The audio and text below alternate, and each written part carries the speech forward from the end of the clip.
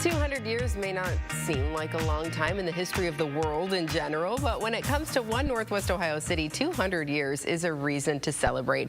Our Jon Monk is in Defiance this morning for Go 419.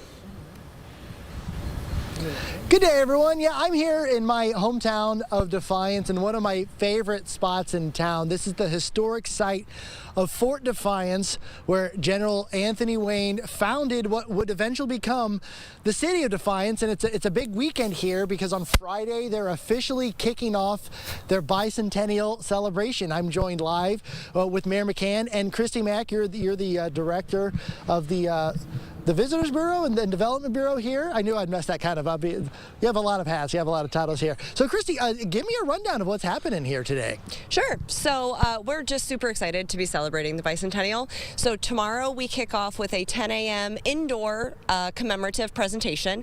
Lots of dignitaries will be in town. Lots of opportunities to chat about the history of Defiance. And obviously, I mean, 200 years. There's a lot of history involved, yeah. but obviously the founding of Defiance is probably going to be one of the key points you guys are going to be talking about. Exactly. Yep. So we have the mayor as well as Richard Rosevank with our local museum, who will be talking about all of the historical pieces that I am not privy to, but they have the background and the knowledge to be able to express all of those pieces. All right. And Mayor McCann, you know, talk about the importance that Defiance played in our regional history. You know, along the Maumee River, the confluence of the Allglaze. This was a vital sort of key point in the development of this region. It was and still is, John. I mean, yeah, you're absolutely correct. This waterway, the Allglaze coming from the south, the Maumee coming from the west, was a key trading post. It's where Native Americans settled originally and used this area for trapping and food.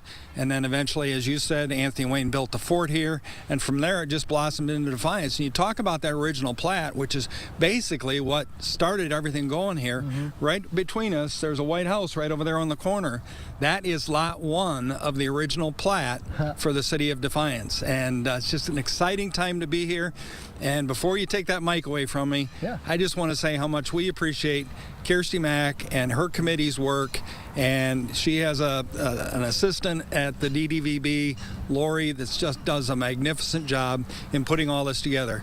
John, we've been planning this for over a year now. Yeah. And it's all going to come to fruition tomorrow, and really throughout the summer we'll be celebrating this historic event. Yeah, and you know, I'm originally from Defiance. I was raised here, so I appreciate what you guys are offering. But what would you say to people? You know, this broadcast is going to the entire 419 area code. So why should people from Napoleon, up north in Bryan, or even in Toledo, what can they take away from visiting Defiance, for this bicentennial celebration?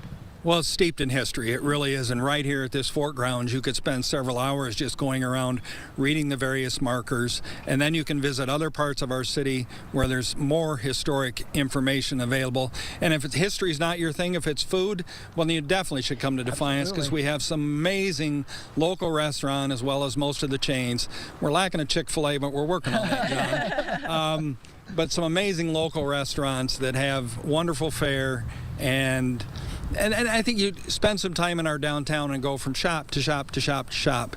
And not every shop may be for you, but you will run across something that fits within your bailiwick of interest. Mm-hmm. Tonight's our chocolate walk. Mm-hmm. In just a couple weeks, we have our Lilac Festival. Kirstie's a very, very busy woman and does amazing things, and she's done a really good job putting festivals together to attract people to our city. Yeah, and absolutely. And another piece of history, it's one of my favorite parts. Kenny, my photographer, was blown away by this. The Defiance Library is an original Carnegie library, too, and the historic structure is still there. We've added on to it over the years, but if you're an appreciator of history, there's a lot you can take away from visiting Defiance. There certainly is, and just come anytime. And my office is always, well, not always open, but we're always there to answer any questions people have. A lot going on in Defiance on the economic development side as well. Just was reading through a proposal before we went on the air here.